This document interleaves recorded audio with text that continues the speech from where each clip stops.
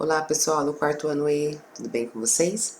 Então vamos para mais uma semana, né? Semana do dia 22 a 26 de março e vamos com língua portuguesa, tá? Essa semana nós iremos trabalhar um pouquinho sobre sinais de pontuação.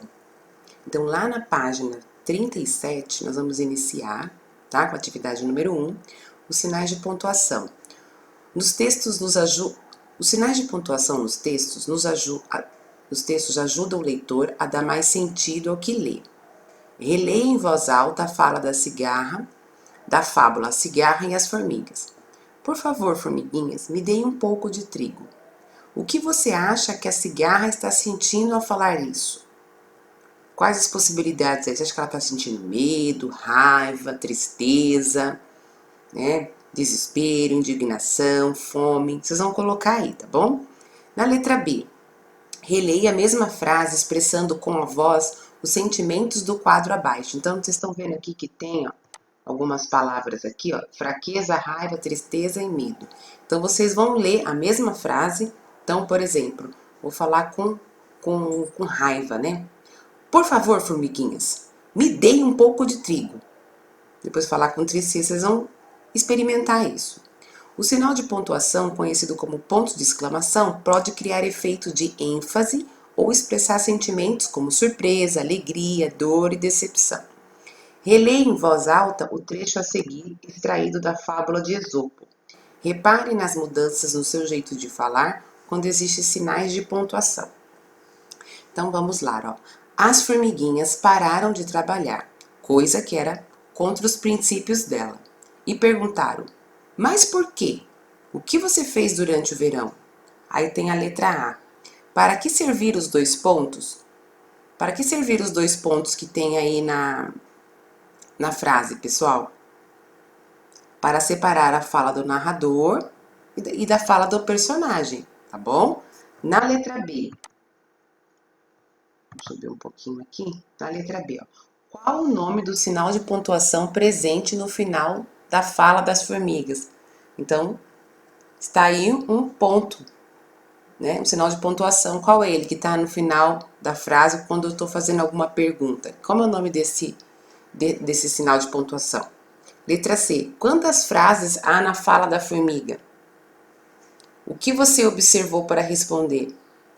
Tá? Então, para você identificar que a frase aqui, ó, na fala da formiga, ó, então aqui é uma frase, porque inicia com letra maiúscula e termina com um sinal de pontuação. A frase não acaba só quando eu coloco ponto final, né? Ela também pode acabar quando eu coloco um sinal de exclamação, um sinal de interrogação, tá? E aqui inicia novamente com letra maiúscula.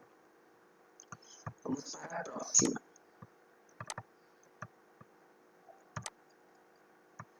Daí, na página 38, ó, releia outro trecho da fábula. Para falar a verdade, não tive tempo, respondeu a cigarra. Passei o verão todo cantando.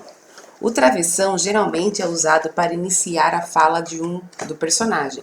Nesse trecho, o travessão também foi empregado com uma finalidade diferente. Qual era a finalidade? É que eu já falei, né, na página anterior. Separar a fala do narrador e do personagem. Letra B. Circule a fala do narrador. Onde que o narrador está falando, né? Vocês vão circular lá. C. Observe os sinais de pontuação destacados. Por que dois deles foram empregados, um em seguida do outro? Então, por quê, pessoal? Então, o ponto final, ele encerra a fala do narrador e o travessão dá início da fala do personagem, tá bom? Então, geralmente, quando o texto é narrativo, a gente tem esses sinais de pontuação. Depois do número 4, ó. Lê em voz alta estas falas das formigas. Bom, se você passou o verão cantando, que tal passar o inverno dançando? Observe o que acontece com a sua voz ao ler a frase com o sinal de pontuação destacado. Esse sinal de pontuação é chamado de reticências. Que ideia as reticências podem trazer para essa fala, pessoal? Reticência, ela pode indicar uma pausa maior, ela pode indicar uma hesitação, né? Eu estou falando uma coisa, daí eu paro e penso e não concluo o pensamento, né? pode ser um deboche, pode ser um clima de suspense, então a gente usa reticência. Aí no finalzinho aqui da página 38 tem uma atividade para fazer em dupla, tá, pessoal? Vocês podem fazer com alguém da família de vocês, tá? Então, em dupla, releia o trecho do poema A Cigarra e a Formiga, apresentado na próxima página. Ensaie a leitura de forma dialogada. No quadro da página a seguir, há 3 sugestões diferentes de expressividades para esse texto. Então, vocês vão escolher um desses aqui, ó, que está na página seguinte, na página 39. Deixa eu diminuir aqui.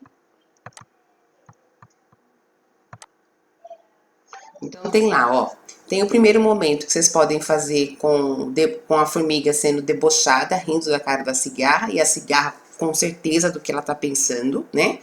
Depois tem a situação 2, a formiga autoritária e a cigarra indignada com raiva da atitude da formiga.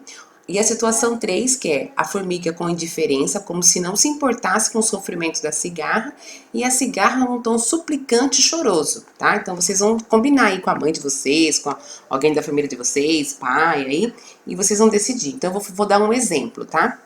Então eu vou escolher aqui a número 1, tá bom? Então com deboche rindo da cigarra. Vou fazer a voz da formiga e a voz da cigarra também.